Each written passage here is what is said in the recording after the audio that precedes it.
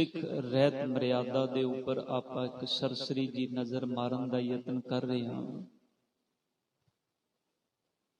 ताकि असीं इहनूं अपने जीवन विच दृढ़ कर सकीए।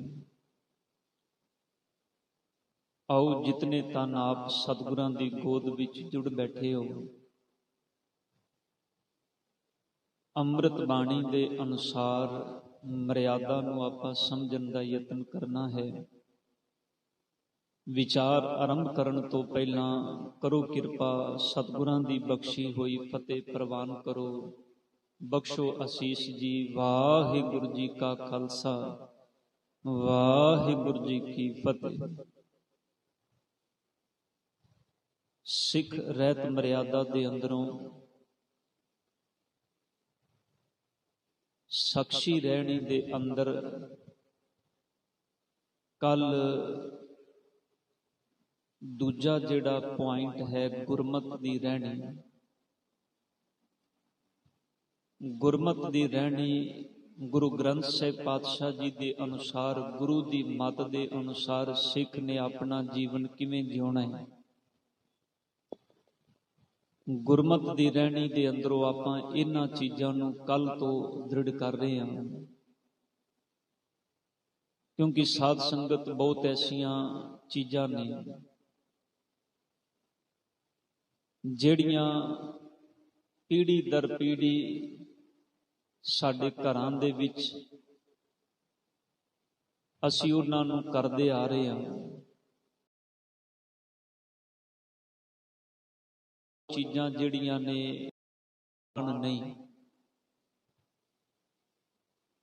पर क्योंकि समझ दी अनहोंद करके या यूं कह लो भी गुरु ग्रंथ साहिब पातशाह जी की पावन बाणी नूं ना पढ़न ते समझन करके असी कदी उन्हां चीज़ां वल तवज्जो दिती नहीं। ते जे कोई सानू समझाण दा यतन भी करदा है, क्योंकि अजोके समय अंदर जिस समय अंदर असी जी रहे हां ना, इस समय अंदर जे कोई सब तो औखा काम है ना, वो काम है किसी नूं कुछ समझाना। क्योंकि हर एक इंसान दे मन दे अंदर एक ऐसी गलत फहमी पैदा हुई पई है कि मेरे तो ज्यादा सियाणा संसार ते कोई है ही नहीं। ध्यान देना, मैं भी तुहाडे विच मैं तुहाडे तो बाहर नहीं। हो सकता है मेरे अंदर तुहाडे नालों ज्यादा ये गलत फहमी होवे, क्योंकि मैं तुहाडे तो 2 फुट उच्चा बैठा होया, पर हकीकत है असीं सारे इस विच जी रहे हैं। पर सच ये भी है, गुरु ग्रंथ साहिब जी की पावन बाणी कहंदी जिथों तैनूं चंगा कुछ सिखण नूं मिलदा है ना, उन्हों बड़ी विनम्रता दे नाल, बड़े ध्यान दे नाल उन्हों अपने जीवन विच समझण दा यतन कर। सतगुरु गुरु ग्रंथ साहिब पातशाह जी की पावन बाणी अंदर इसे करके सतगुरु ने रहत ते बड़ा जोर दिता है। गुरु अर्जन साहब जी के बचन आप पढ़ते भी हो, सुखमनी साहब जी की पावन बाणी अंदर साहब कहते ने रहत अवर कश अवर कमावत, मन नहीं प्रीत मुखो गंडलावत।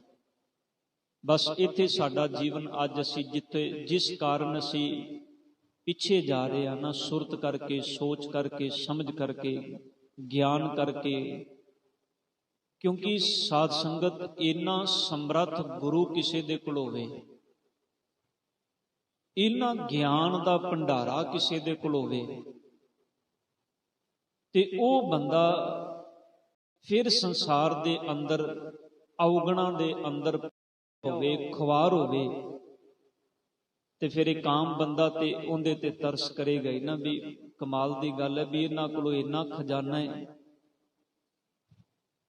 ये साडी हालत उस फकीर दी तरह या उस भिखारी दी तरह है जिन्हें सारी जिंदगी मंगया ते बड़ा, जो मंगया उन्हों घर लिया के जिथे रहिंदा सी उत्थे धरती दे थल्ले दबदा गया। आखिरी तक वो लोकां कोलों मंगदा ही रहा, आखिरी समय तक उन्हें कदी उन्हें वरतिया ही नहीं। जिदन मरिया लोकां ने आखिया भी इहदा कोई है ते है नहीं, हुण कीता की जाए भी इनू संस्कार करना, इनके शरीर उन्हें आख्या करना कि इत्थे इहदे घर दे अंदर ही थले डूंगा टोया खट के ते थले नप दिओ, इंदा किहड़ा कोई है। जदों थले टोया मारन लगे ते की वेखदे ने, थले दौलत दा भंडार। सारे लोग मत्थे ते हथ मारदे ने, कहंदे वाह भलिया, आखिरी साह तक मंगदा ही रहा है। आखिरी साह तक लोगों को साडी हालत उस भिखारी उस मंगदे दी तरह है। इन्ना खजाना साडे कोल गुरु ग्रंथ साहिब जी के रूप विच ते गुरु अर्जन साहिब जी ने सानू एवें आवाज नहीं सी मारी। असी कदी बचन पढ़े होण ते सानू समझ आवे ना, गुरु अर्जन साहिब जी ते पंजवें जामे विच कह के गए, प्यो दादे का खोल डिठा खजाना। प्यो दादे दे खजाने नू खोल के ते वेख, इस खजाने नू खोल के वेखेगा तो समझ आएगी ना भी तू कितना अमीर है, तेरे कोलों कितनी दौलत है। आत्मक दौलत दे भंडारे भरे पे ने तेरे कोलों। ते जदों मैं सिखां नू वेखना ना भी किरपाना पाइयां ने, वो देहधारियां दे चरनां दे अंदर मत्थे टेकदे पे ने, उत्थे बंदियां दे पैरां दे विच निवदे पे ने। कमाल दी गल है, गुरु ने तेनू शहनशाह बनाया, बादशाह बनाया, तू भिखारी बन के जी रहे हैं। किदन सानू समझ आएगी असल विच ना ये सब भेख है। जे गुरु कहंदा तेरे कोल रहत नहीं ते सतगुरु कहंदे ने फिर तेरा पाया पहरावा भी भेख ही होएगा। ताई साहब कहंदे ने रहत अवर कश अवध कमावत, मन नहीं प्रीत मुखों गंडलावत, जानन हार प्रभु प्रबीन, बाहर भेख ना काहूं भीन। सतगुरु कहंदे ने बाहरी भेख नाल नहीं भिजेगा। आओ जेड़े विचार आपां जिथे कल विचार संकोची सी, विचार आरंभ होने लगी सी जन्म ते नाम संस्कार। भी जदों जन्म होंदा है ते बच्चे दा नाम संस्कार करना होंदा है ते उहदे लई मर्यादा की है। मैं कल भी बेनती कीती सी भी ये मर्यादा तैयार बेशक पंथ वल्लों कीती गई है। आपां पहले दिन भी ये गल्लां वाचियां सन भी इहनू बनाउण दे विच किन्ना समां लगा ते किन्नियां राय लईयां गईयां और किन्नी वड्डी घालना सी उन्हां गुरसिखां दी जिन्हां ने इहनू बनाया।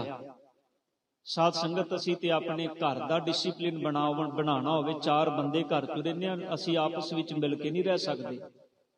उत्थे सवेरे शाम लड़ाइयां ते बड़ी कुर्बान जाइए उन्हां गुरसिखां तो, बलिहार जाइए, सदके जाइए जिन्हां ने एडी वड्डी घालना घाली अपने जीवन विच। ध्यान देना जन्म संस्कार दे वेले भी साडे मनां विच बड़े भरम ने। वो आपां जिवें जिवें पढ़ांगे अगों गल समझ विच आएगी। जन्म संस्कार दे अंदर जिहड़ा पहला पॉइंट है उहदे अंदर सिख दे घर बालक दा जन्म होण मगरों जद माता उठन बैठन ते इशनान करन दे योग होवे तां दिनां दी कोई गिणती मुकर्रर नहीं।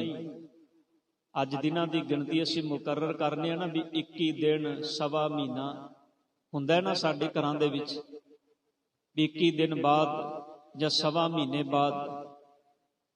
इत्थे सिर्फ एक पंक्ति दिती है भी जिस दिन मां जिहड़ी है टब्बर ते संबंधी गुरुद्वारे कड़ा प्रसाद लैके जान जां करवान, या घरों तैयार करके जान कड़ा प्रसाद दी देग, या गुरुद्वारे तो कड़ा प्रसाद दी देग तैयार करवान अते गुरु जी दे हजूर परमेश्वर दिता बन्ना सोरठ महला पंजवां, सतगुर साचे दिया भेज आसा महला पंजवां आदि जिहड़े खुशी दे शब्द ने, जिहड़े खास करके जिवें सतगुर साचे दिया भेज दा जिहड़ा शब्द है गुरु हरगोबिंद साहिब जी दे प्रकाश नाल जोड़िया जांदा है। भी गुरु हरगोबिंद साहिब जी का जो प्रकाश होया तो गुरु अर्जन साहिब जी ने उस वेले शब्द गाया, ये शब्द पढ़िया, परमात्मा का शुक्र करते हैं। भावे भी परिवार टब्बर गुरु की हजूरी विच आवे ते रल के घरों देग लैके आवे, नहीं तो गुरुद्वारे कड़ा प्रसादी देग करवा लैन ते ये शब्द गुरु की हजूरी विच बैठ के गायन करन। जेकर श्री गुरु ग्रंथ साहिब जी का पाठ रखिया होवे ते जेकर मान लो भी परिवार बड़ा गुरमुख है तो उन्होंने जिदन बच्चे का जन्म होया उस दिन घर विच सहज पाठ शुरू कर दिता शुकराने विच। ਤੇ 15 दिन बाद 20 दिन बाद 21 दिन बाद 10 दिन बाद या 7 दिन बाद जिवें मां ਚੱਲਣ ਬੈਠਣ ਉੱਠਣ ਦੇ ਕਾਬਲ ਹੋ ਗਈ ਹੈ, ਉਸ ਦਿਨ ਉਹ ਸਹਿਜ ਪਾਠ ਦਾ ਭੋਗ ਪਾਣ ਗੁਰਦੁਆਰੇ ਆ ਕੇ। ਉੱਥੇ ਸ਼ਬਦ ਲਿਖੇ ਹੋਏ ਨੇ ਵੀ ਪਾਠ ਦਾ ਭੋਗ ਪਾਇਆ ਜਾਵੇ, ਫਿਰ ਗੁਰੂ ਗ੍ਰੰਥ ਸਾਹਿਬ ਜੀ ਤੋਂ ਵਾਕ ਲਿਆ ਜਾਏ। ਜੇ ਪਾਠ ਰੱਖਿਆ ਤੇ ਪਾਠ ਦਾ ਭੋਗ ਪਾਇਆ ਜਾਏ, ਜੇ ਪਾਠ ਨਹੀਂ ਰੱਖਿਆ ਤੇ ਗੁਰੂ ਗ੍ਰੰਥ ਸਾਹਿਬ ਪਾਤਸ਼ਾਹ ਜੀ ਦਾ ਹੁਕਮ ਲਿਆ ਜਾਏ ਤੇ ਵਾਕ ਲੈ ਕੇ ਵਾਕ ਦੇ ਆਰੰਭ ਦੇ ਸ਼ਬਦ ਦਾ ਜੋ ਪਹਿਲਾ ਅੱਖਰ ਹੋਵੇ, ਜਿਹੜਾ ਵਾਕ ਲਿਆ ਹੈ, ਮੰਨ ਲਓ ਹੁਣ ਪਰਮੇਸ਼ਰ ਦਿੱਤਾ ਬੰਨਾ ਇਹੀ ਹੁਕਮ ਆਇਆ ਤੇ ਇਸ ਹੁਕਮ ਦਾ ਜਿਹੜਾ ਪਹਿਲਾ ਸ਼ਬਦ ਹੈ ਪੱਪਾ, ਪਰਮੇਸ਼ਰ ਪੱਪੇ ਅਕਸ਼ਰ ਤੋਂ ਉਸ ਬੱਚੇ ਦਾ ਨਾਮ ਨਿਯਤ ਕੀਤਾ ਜਾਏ।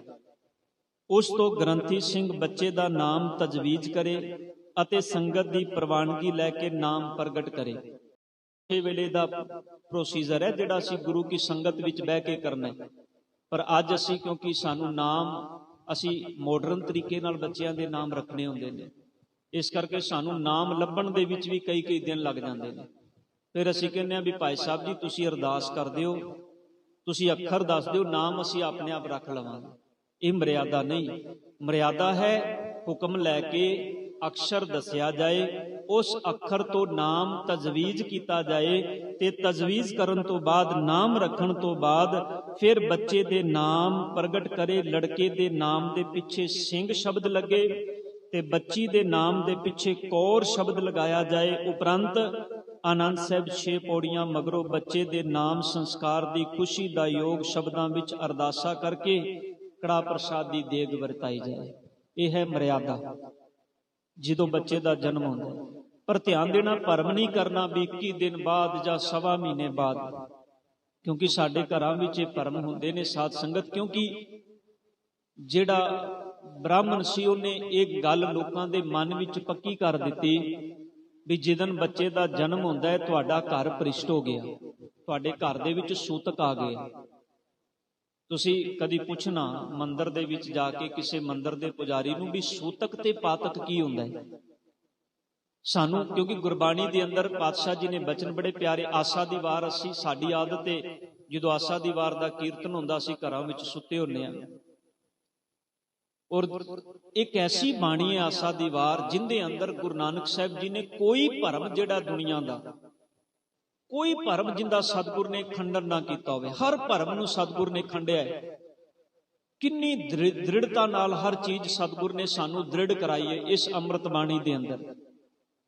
ਪਰ ਸਾਡਾ ਕਿਉਂਕਿ ਧਿਆਨ ਹੀ ਇਸ ਪਾਸੇ ਨਹੀਂ, ਅਸੀਂ ਕਹਿੰਦੇ ਹਾਂ ਵੀ ਨਹੀਂ ਉਸ ਵਕਤ, ਕਿਉਂਕਿ ਆਸਾ ਦੀ ਵਾਰ ਦਾ ਕੀਰਤਨ ਭਾਵੇਂ ਕਿ ਗੁਰਦੁਆਰਿਆਂ ਦੇ ਅੰਦਰ ਸੰਗਤ ਦੇ ਹਿਸਾਬ ਨਾਲ ਸਮਾਂ ਮੁਕਰਰ ਕੀਤਾ ਜਾਂਦਾ ਹੈ। ਹਾਲਾਂਕਿ ਆਸਾ ਦੀ ਵਾਰ ਦਾ ਕੀਰਤਨ ਸੂਰਜ ਚੜ੍ਹਨ ਤੋਂ ਪਹਿਲਾਂ ਸਮਾਪਤ ਹੋ ਜਾਣਾ ਚਾਹੀਦਾ ਹੈ।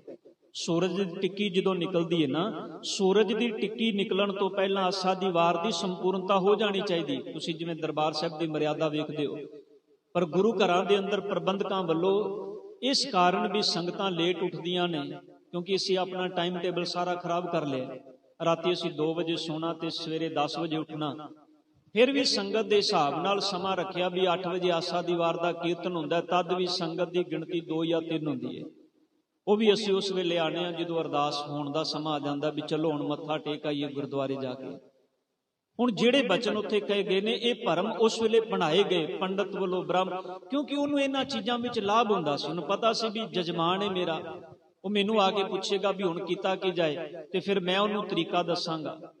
ਜਿਵੇਂ ਵੀ ਮੰਨ ਲਓ ਮੰਗਲਵਾਰ ਕਿਸੇ ਦਾ ਜਨਮ ਹੋ ਗਿਆ, ਤੁਹਾਨੂੰ ਕਹਿ ਦਿੱਤਾ ਵੀ ਇਹ ਤੇ ਮੰਗਲੀਕ ਹੈ, ਉਹਨੂੰ ਭਰਮ ਵਿੱਚ ਵੀ ਆਪੇ ਪਾ ਦੇਣਾ ਤੇ ਉਹਦੇ ਭਰਮ ਨੂੰ ਦੂਰ ਕਰਨ ਦੇ ਲਈ ਉਸ ਭਰਮ ਦਾ ਤੋੜ ਵੀ ਆਪੇ ਦੱਸ ਦੇਣਾ। ਵੀ ਕਮਾਲ ਦੀ ਗੱਲ ਹੈ ਵੀ ਜੇ ਮੰਗਲਵਾਰ ਨੂੰ ਪੈਦਾ ਹੋਇਆ ਹੈ ਮੰਗਲੀਕ ਹੈ ਤੇ ਉਹਦਾ ਤੋੜ ਵੀ ਉਹਨੇ ਆਪਣੇ ਆਪ ਹੀ ਦੱਸ ਦੇਣਾ। ਇਹ ਵੀ ਕਿੰਨੀ ਕਮਾਲ ਦੀ ਗੱਲ ਹੈ ਵੀ ਉਹਦਾ ਤੋੜ ਵੀ ਉਹਨੇ ਆਪਣੇ ਕੋਲ ਰੱਖਿਆ ਹੋਇਆ ਸੀ ਲੋਕਾਂ ਦੇ ਅੰਦਰ। ਕਿਉਂਕਿ ਬੰਦਾ ਤੇ ਚਾਹੁੰਦਾ ਹੈ ਵੀ ਹਾਂ ਇਹ ਚੀਜ਼ ਹੈ ਤੇ ਇਹਨੂੰ ਦੂਰ ਕਿਵੇਂ ਕੀਤਾ ਜਾਏ, ਤੇ ਉਹਨੇ ਭਰਮ ਬਣਾਇਆ। ਭਰਮ ਦੇ ਨਾਲ ਉਹਨੇ ਭਰਮ ਦਾ ਤੋੜ ਵੀ ਰੱਖ, ਪਹਿਲਾਂ ਉਹਨੇ ਭਰਮ ਬਣਾ ਕੇ ਪੈਸਾ ਬਣਾਇਆ, ਫਿਰ ਉਹਨੇ ਭਰਮ ਨੂੰ ਤੋੜਨ ਦੇ ਨਾਮ ਤੇ ਪੈਸਾ ਕਮਾਇਆ। ਉਹਦੇ ਤੇ 12 ਦੇ 10 ਦੀਆਂ 10 ਉਂਗਲਾਂ ਘਿਓ ਦੇ ਵਿੱਚ ਨੇ, ਉਹਨੂੰ ਕੀ ਲੱਗੇ। ਪਰ ਸੱਚ ਵਿੱਚ ਅਸੀਂ ਤੇ ਭਰਮ ਵਿੱਚ ਰਹਿ ਗਏ ਨਾ ਸਾਰੀ ਜ਼ਿੰਦਗੀ। ਬਾਬੇ ਨਾਨਕ ਨੇ ਭਰਮ ਤੋੜੇ ਨੇ। ਸਾਹਿਬ ਨੇ ਕਿਹਾ ਅੱਖੀ ਸੂਤਕ ਵੇਖਣਾ, ਪਰਤਰੇ ਪਰਤਨ ਰੂਪ, ਕੰਨੀ ਸੂਤਕ ਕੰਨ ਪੈ, लाए तबारी खाहे ना आदमी बदे जमपुर जाए। सूतक पता की है, जो अखां नाल तू किसे दे पराए तन नूं वेखना है सूतक है, जो कन्नां दे नाल किसे दी निंदा सुनना है ये सूतक है। ये सूतक तू 24 घंटे करी जा रहा है। ते घर विच बच्चे दा जन्म होया, मैं कल भी बेनती की सी, एक पासे खुशियां ते दूजे पासे सूतक। कैसा भरम बनाया बंदे दे मन विच। गुरु नानक साहब जी दे घर विच ये भरम भुलेखे नहीं। इत्थे बड़ी सिंपल मर्यादा भी, बच्ची जो माता उठन बैठन चलन दे काबिल हो जाए, परिवार दे नाल सारा परिवार गुरुद्वारे आके ये मर्यादा के अनुसार जो आपां हुणे दृढ़ कीती है, गुरु दे चरनां विच अरदास करके बच्चे दा नाम नियत करे। फिर दूजा पॉइंट, जन्म के संबंध विच खान पीन विच कोई सूतक दा भरम नहीं करना। भी खाण पीण विच भी उस वेले घर दे विच बड़े भरम बनाए जाते हैं, बड़े भरम। तुसीं सारे सियाणे बैठे हो, घरां दे विच खाण पीण ते भी उस दिन उन्हां दिनां दे विच रोक लाई जाती, आ चीज घर विच बननी चाहिए, आ नहीं बननी चाहिए, क्योंकि उन्ने दिन घर विच सूतक है। फिर वो पंडित नूं बुलांदे सन, ब्राह्मण नूं बुलांदे सन, 21 दिन 11 दिन बाद भी आओ पंडित जी हुण घर साडा पवित्र करके जाओ। ते असीं की कर दिता सी, उहदा तोड़ बना लिया सी, 5 भाइयां नूं घर बुलाना शुरू कर दिता भी बुलाओ, 5 प्यारे बुलाओ ते इन्हां नूं लंगर छकाओ। असीं तोड़ सारे लभ लेने, पर सच ये गुरमत दृढ़ नहीं करना चाहते। असीं ये गुरमत असीं किदों दृढ़ करांगे? सतगुरु गुरु ग्रंथ साहिब पातशाह जी की पावन बाणी दे बचन ने, जम्मन मरना हुक्म है, भाणे आवे जाए, खाना पीना पवित्र है, दी तोन रिजक संभाहे। बाबा नानक जी कहते ने खाना पीना ते पवित्र है, क्योंकि राजक दा परमात्मा दा दिता होया रिजक है। हुण रिजक खाण विच भी भरम बनाने ने। किसे नूं कोई चीज फिट नहीं बहंदी ते गल समझ विच आंदी भी ना खाए, पर हुण खाण दे विच भरम। धन गुरु ग्रंथ साहिब पातशाह जी की पावन बाणी विच इक्को ही पंक्ति आपां कल भी दृढ़ कीती सी, बाबा होर खाना खुशी खवार, जित खाधै तन पीड़िए मन में चलै विकार। फिर तीजा पॉइंट है, श्री गुरु ग्रंथ साहिब जी के रुमाल तो चोला बना के पाउना मनमत है। कई आंदे ने गुरुद्वारे, भाई साहब जी रुमाला साहब दे दिओ, बच्चे का जन्म होया उन्होंने चोला पाना, पहला गुरुद्वारे रुमाला लैन आंदे ने। हुण पता नहीं, क्योंकि वो रीत बनी हुई है। कई अजे तक ऐसे भी आंदे ने, कहंदे बाबा जी बच्चा बीमार है, फांडा कर दोगे। सानू ते फांडियां फुंडियां दा शायद पता ही नहीं शहरां विच, पर ऐसे बड़े नॉन सिख आंदे ने।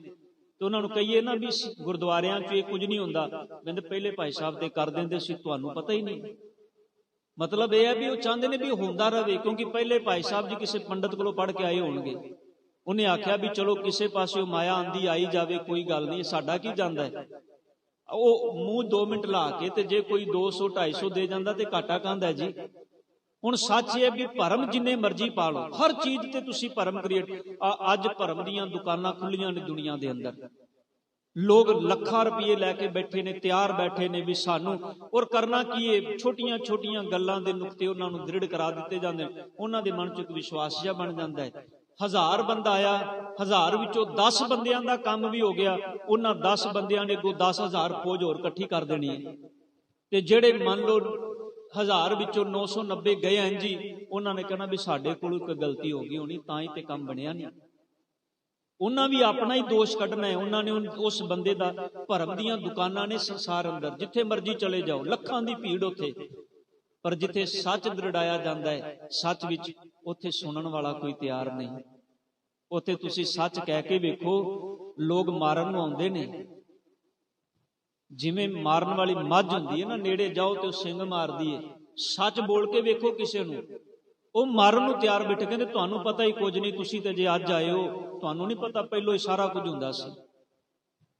ये चीज़ां ने जिन्हों असीं मर्यादा दे विच गुरु ग्रंथ साहिब जी की पावन बाणी विचों दृढ़ करना। जदों गुरु ग्रंथ साहिब जी दे रुमाल साहिब जी का चोला बना के बच्चे नूं पाना मनमत है। फिर अगला पॉइंट है जी, सिख आनंद संस्कार। जिहड़ा सिख दे जीवन दे दूजा संस्कार है, है आनंद संस्कार। बच्चे दा विआह शादी जदों हुंदी है, सिख सिखणी दा विआह बिना जात पात गोत विचारे ते होना चाहिए। विआह करन लग्या जात पात गोत इस चीज की विचार नहीं करनी, भी ये नहीं पूछना भी तेरी जात की है, तेरी गोत की है। बड़ा साध संगत जी बड़े भुलेखे ने साडे समाज विच, ਖਾਸ ਕਰਕੇ ਸਿੱਖ ਪਰਿਵਾਰਾਂ ਦੇ ਅੰਦਰ ਤੇ ਬਹੁਤ ਜ਼ਿਆਦਾ ਹੈ।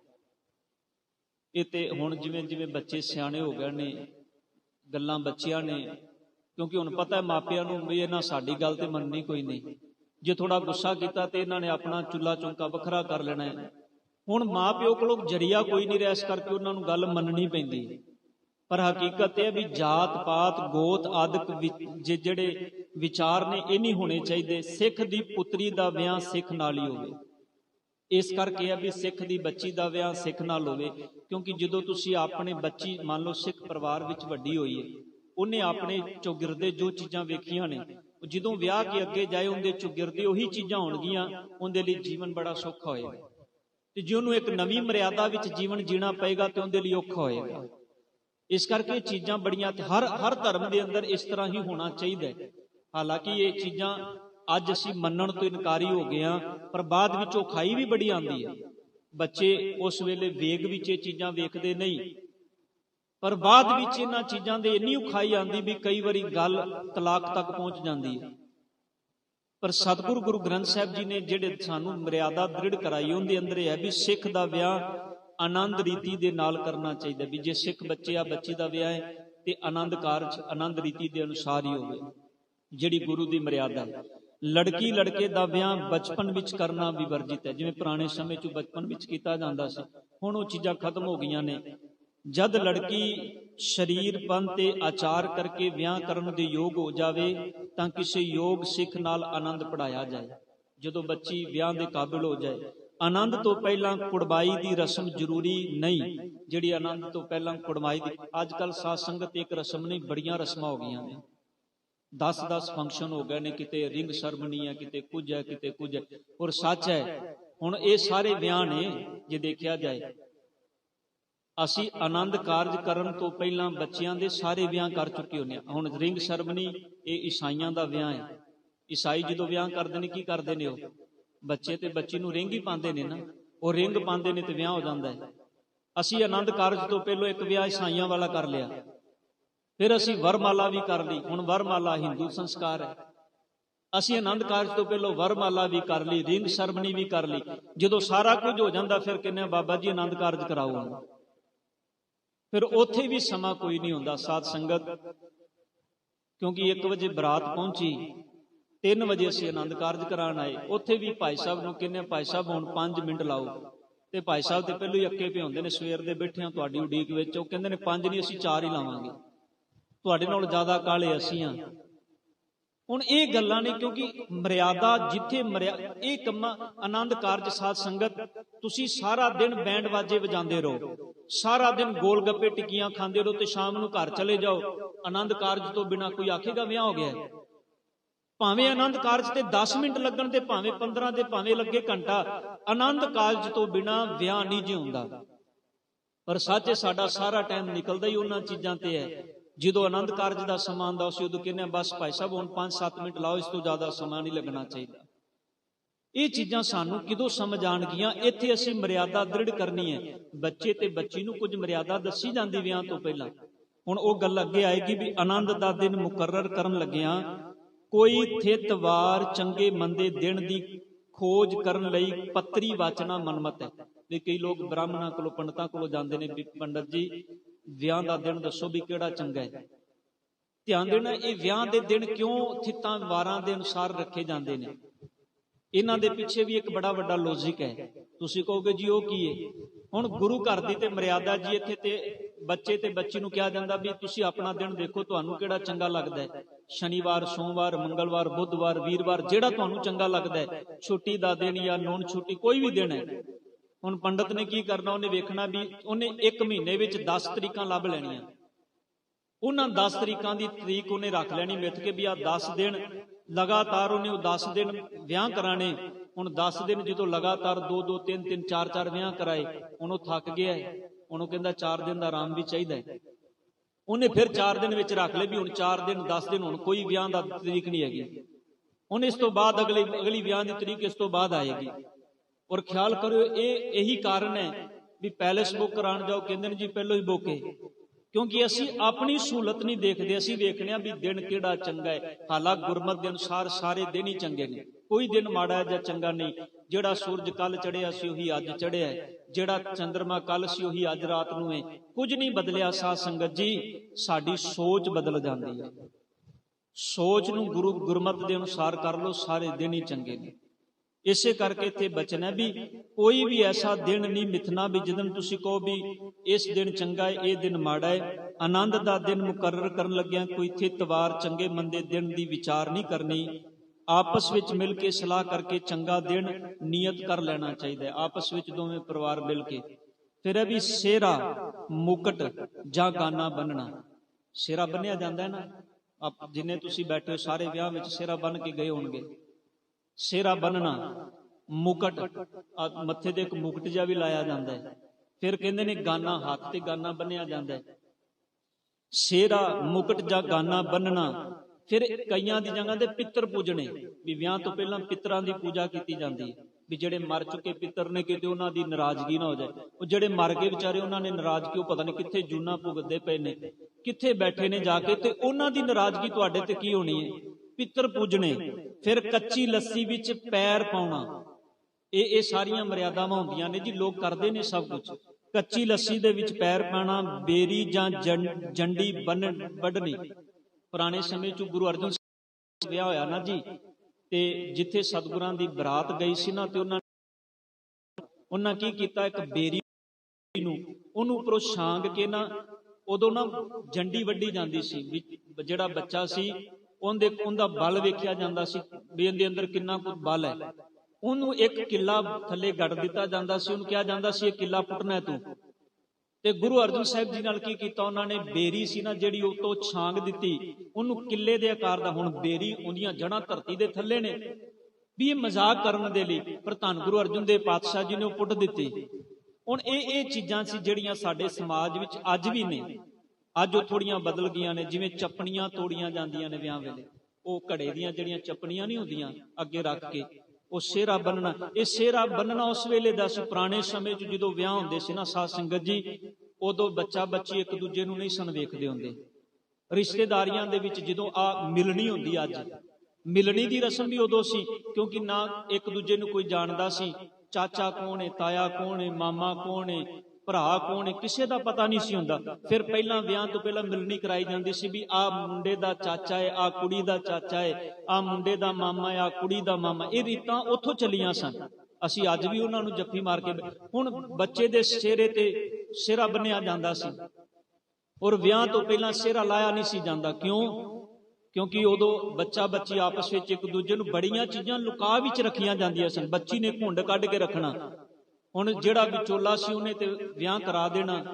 ਹੁਣ ਪਤਾ ਸੀ ਵੀ ਬੱਚਾ ਮੰਨ ਲਓ ਉਹਦਾ ਕੋਈ ਅੰਗ ਅੱਖ ਤੋਂ ਕਾਣਾ ਜਾਂ ਭੈਂਗਾ ਹੈ, ਉਹ ਸਿਹਰਾ ਬੰਨ ਦੇਣਾ ਵੀ ਪਤਾ ਨਾ ਲੱਗੇ ਅਗਲੇ ਨੂੰ। ਬੱਚੀ ਨੂੰ ਘੁੰਡ ਕਢਾ ਦੇਣਾ। ਇਹ ਚੀਜ਼ਾਂ ਉੱਥੋਂ ਚੱਲੀਆਂ ਨੇ। ਪਰ ਗੁਰਮਤ ਦੇ ਅੰਦਰ ਇਹ ਚੀਜ਼ਾਂ ਜਿਹੜੀਆਂ ਨੇ, ਘੜੋਲੀ ਭੰਨਣੀ, ਰੁੱਸ ਕੇ ਜਾਣਾ, ਛੰਦ ਪੜਨੇ, ਹਵਨ ਕਰਨਾ, ਵੇਦੀ ਕੱਢਣੀ, ਜਾਂ ਵੇਸ਼ਵਾ ਦਾ ਨਾਚ, ਸ਼ਰਾਬ ਆਦਿ ਮਨਮਤ ਹੈ। ਹੁਣ ਵੇਸ਼ਵਾ ਦਾ ਨਾਚ, ਇਹ ਤਰੀਕੇ ਬਦਲ ਗਏ ਨੇ। ਅੱਜ ਕੱਲ ਡੀਜੇ ਸਾਊਂਡ ਚੱਲਦੇ ਨੇ ਸਾਰੇ, ਉਹ ਫਿਰ ਆਰਕੈਸਟਰਾਂ ਵਾਲੇ ਬੁਲਾਏ ਜਾਂਦੇ ਨੇ। ਗੁਰਦੁਆਰੇ ਭਾਈ ਸਾਹਿਬ ਕਹਿਣ ਵੀ ਆਨੰਦ ਕਾਰਜ ਕਰਾਓ। ਭੇਟਾ ਕਿੰਨੀ ਹੈ ਜੀ ਆਨੰਦ ਕਾਰਜ ਦੀ? 1100 ਭੇਟਾ ਹੈ ਆਨੰਦ ਕਾਰਜ ਦੀ। ਇੰਨੀ ਭੇਟਾ 1100 ਦੇਣੀ ਵੀ ਔਖੀ ਏ। ਤੇ ਧਿਆਨ ਦੇਣਾ, ਉੱਥੇ 500 ਦੇ ਨੋਟ ਉੱਤੋਂ ਵਾਰੇ ਜਾਂਦੇ ਨੇ, ਉਦੋਂ ਪਤਾ ਵੀ ਨਹੀਂ ਲੱਗਦਾ। ਉੱਥੇ ਉਹ ਲੱਖਾਂ ਮੰਗਦੇ ਨੇ, ਉਹ ਵੀ ਦੇ ਦਿੱਤੇ ਜਾਂਦੇ ਨੇ, ਕੋਈ ਦੁੱਖ ਨਹੀਂ ਹੁੰਦਾ। ਇੱਥੇ 1100 ਸੱਚ, ਜਿਹੋ ਜਿਹਾ ਅਸੀਂ ਬੀਜਨੇ ਪਏ ਉਹੋ ਜਿਹਾ ਫਿਰ ਵੱਢਨੇ ਪਏ ਆ।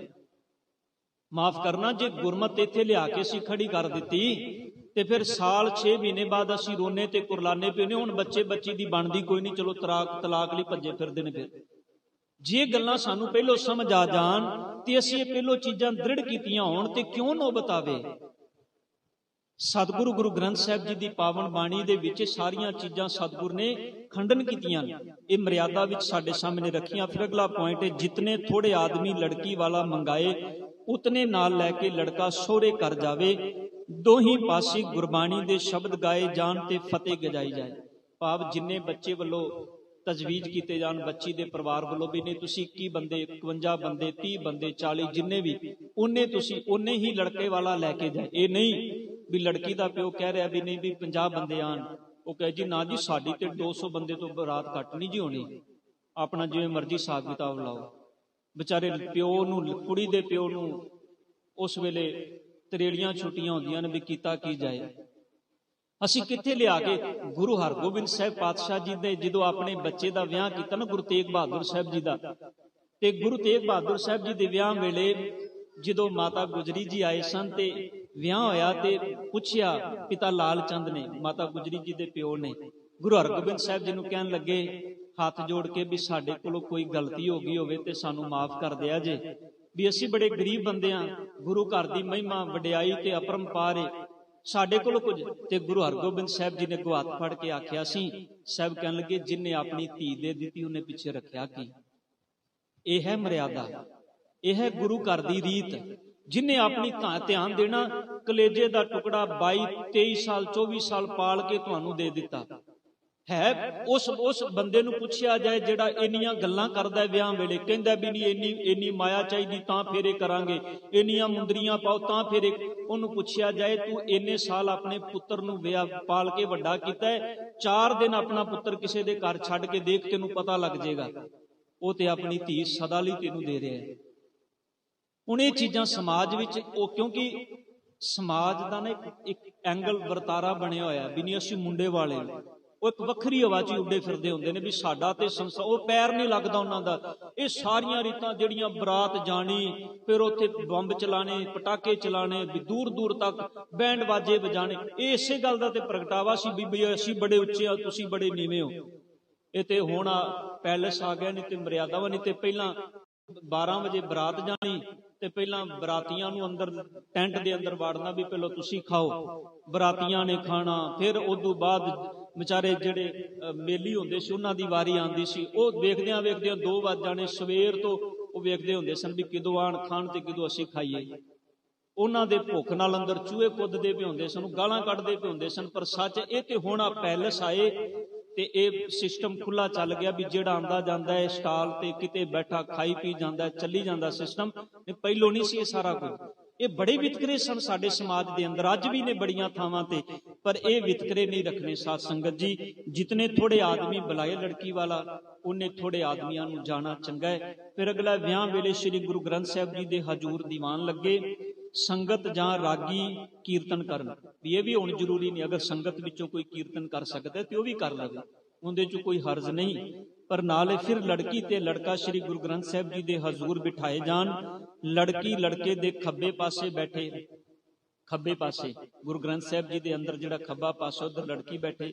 ਫਿਰ ਇਹ ਸੰਗਤ ਦੀ ਆਗਿਆ ਲੈ ਕੇ ਆਨੰਦ ਪੜਾਉਣ ਵਾਲਾ ਸਿੱਖ ਮਰਦ ਜਾਂ ਇਸਤਰੀ ਲੜਕੇ ਲੜਕੀ ਦੇ ਉਹਨਾਂ ਦੇ ਮਾਪਿਆਂ ਦਾ ਸਰਬਰਾਹਾਂ ਨੂੰ ਖੜਾ ਕਰਕੇ ਆਨੰਦ ਦੇ ਆਰੰਭ ਦਾ ਅਰਦਾਸਾ ਕਰੇ, ਜਿਹੜੀ ਪਹਿਲੋਂ ਛੋਟੀ ਅਰਦਾਸ ਹੁੰਦੀ ਹੈ।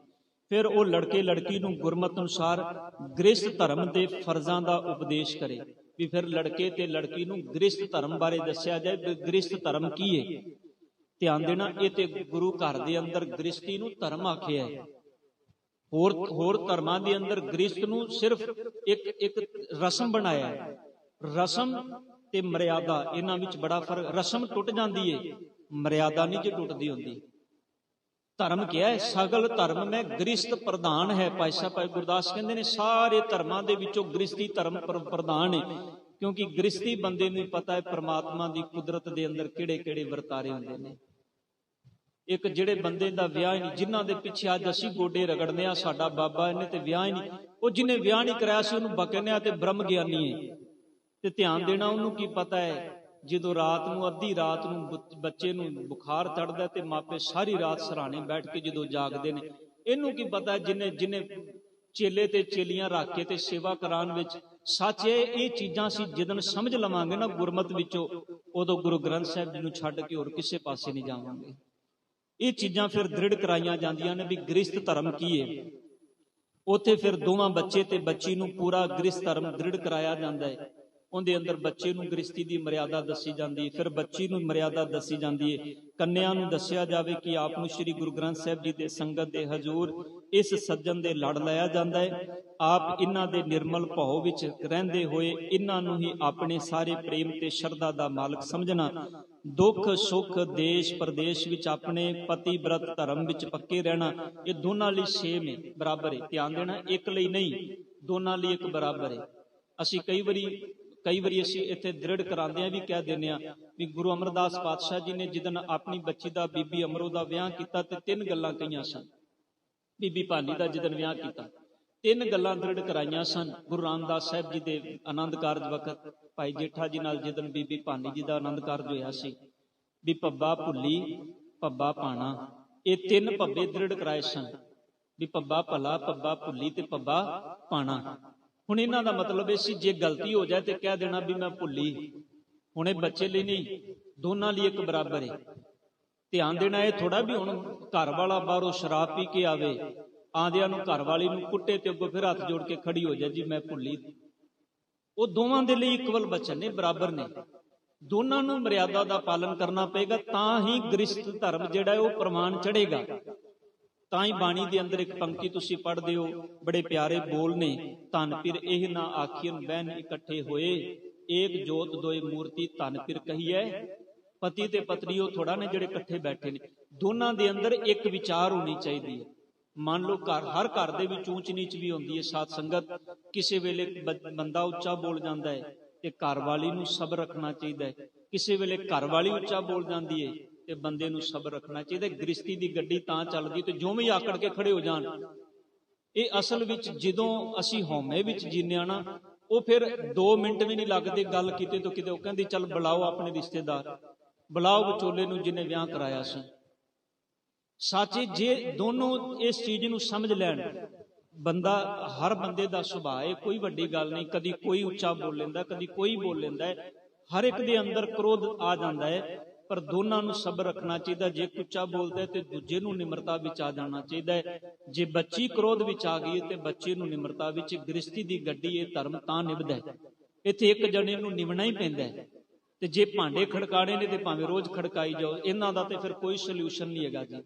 ਉਹ ਤੇ ਫਿਰ ਜਿੰਨਿਆਂ ਨੂੰ ਮਰਜ਼ੀ ਵਿੱਚ ਬਿਠਾ ਲਓ, ਕਿਉਂਕਿ ਲੜਾਈ ਅਸੀਂ ਆਰੰਭ ਕੀਤੀ ਹੈ ਤੇ ਖਤਮ ਵੀ ਅਸੀਂ ਕਰਾਂਗੇ। ਲੜਾਈ ਕੋਈ ਤੀਜਾ ਬੰਦਾ ਸਾਡੇ ਵਿੱਚ ਖਤਮ ਨਹੀਂ ਕਰ ਸਕਦਾ। ਉਹ ਸਾਨੂੰ ਸਮਝਾ ਸਕਦਾ ਹੈ, ਪਰ ਖਤਮ ਅਸੀਂ ਆਪ ਹੀ ਕਰਨੀ ਹੈ। ਇਸੇ ਕਰਕੇ ਸਾਧ ਸੰਗਤ ਜੀ ਇਹ ਉਪਦੇਸ਼ ਦ੍ਰਿੜ ਕਰਾਏ ਜਾਂਦੇ ਨੇ ਬੱਚੇ ਤੇ ਬੱਚੀ ਨੂੰ। ਫਿਰ ਅਨਮਤ ਵਾਲਿਆਂ ਦਾ ਵਿਆਹ ਆਨੰਦ ਰੀਤੀ ਨਾਲ ਨਹੀਂ ਹੋ ਸਕਦਾ। ਅੱਜ ਕੱਲ ਵਿਆਹ ਕਾਰਜ ਸ਼ਾਦੀਆਂ ਜਿਹੜੀਆਂ ਨੇ ਉਹ ਦੂਜੇ ਧਰਮਾਂ ਦੇ ਬੱਚਿਆਂ ਦੀਆਂ ਵੀ ਗੁਰਦੁਆਰਿਆਂ ਵਿੱਚ ਹੁੰਦੀਆਂ ਨੇ, ਪਰ ਮਰਿਆਦਾ ਦੇ ਵਿੱਚ ਵੀ ਅਨਮਤ ਵਾਲਿਆਂ ਦਾ ਵਿਆਹ ਆਨੰਦ ਰੀਤੀ ਨਾਲ ਨਹੀਂ ਹੋਣਾ ਚਾਹੀਦਾ। ਉਹਨਾਂ ਨੂੰ ਆਨੰਦ ਰੀਤੀ ਜਾਂ ਤੇ ਪਹਿਲਾਂ ਦ੍ਰਿੜ ਕਰਾਈ ਜਾਏ, ਚੰਗੀ ਤਰ੍ਹਾਂ ਸਮਝਾਇਆ ਜਾਏ ਵੀ ਇਹ ਆਨੰਦ ਰੀਤੀ ਹੈ ਕੀ।